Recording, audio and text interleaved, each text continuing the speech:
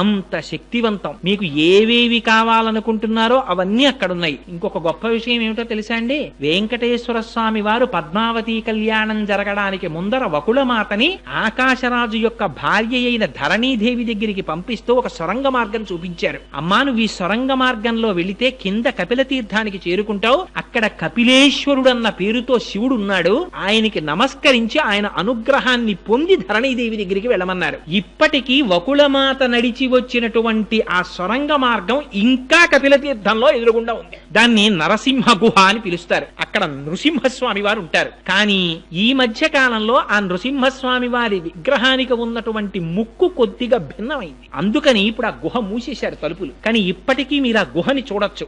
ఆ గుహలోంచే వకుళమాత వెంకటాచలం నుంచి క్రిందకొచ్చింది. వచ్చి కపిలేశ్వరుని యొక్క అనుగ్రహాన్ని పొంది పద్మావతి శ్రీనివాసుల పరిణయం అవుతుందని స్వామివారు ఆశీర్వదించిన తరువాత పద్మావతి శ్రీనివాసుల కళ్యాణం అయింది. అంత హరిహర అభేదమైనటువంటి క్షేత్రం ఆ కింద ఉన్నటువంటి కపిలతీర్థ క్షేత్రం. అందుచేత తప్పకుండా మీరందరూ ఆ కపిల తీర్థాన్ని సేవించండి. నన్ను చాలా మంది ఫోన్లో అడిగి ఉన్న కారణం చేత ఆ కపిల తీర్థం గురించి 4 మాటలు ఇవాళ ప్రస్తావన చేయబోయ్ అని అడిగారు.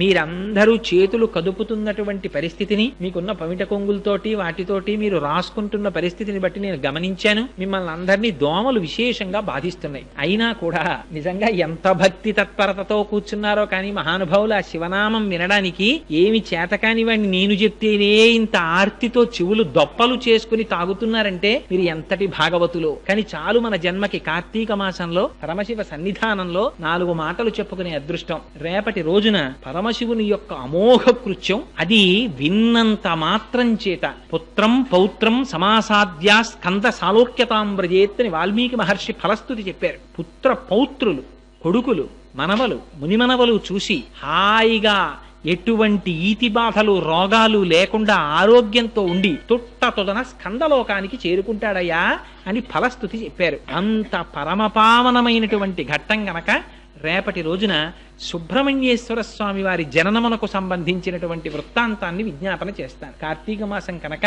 అటువంటిది విన్నంత మాత్రం చేత మనకి ఎంతో మేలు చేకూరుతుంది. మహానుభావుడు సామాన్యుడు కాడు. సుబ్రహ్మణ్యుడు అంటే కామాదిరోహ కలుషీకృత దుష్టచిత్తాం సిక్వాతు మామవ కళాధర కాంతికాత్య వల్లీశనాథ మమదేహి కరావలంబం అంటారు. అంత గొప్ప స్వామి ఆ సుబ్రహ్మణ్యమూర్తి. అందుకని రేపటి రోజున ఆ వృత్తాంతాన్ని విజ్ఞాపన చేస్తాను.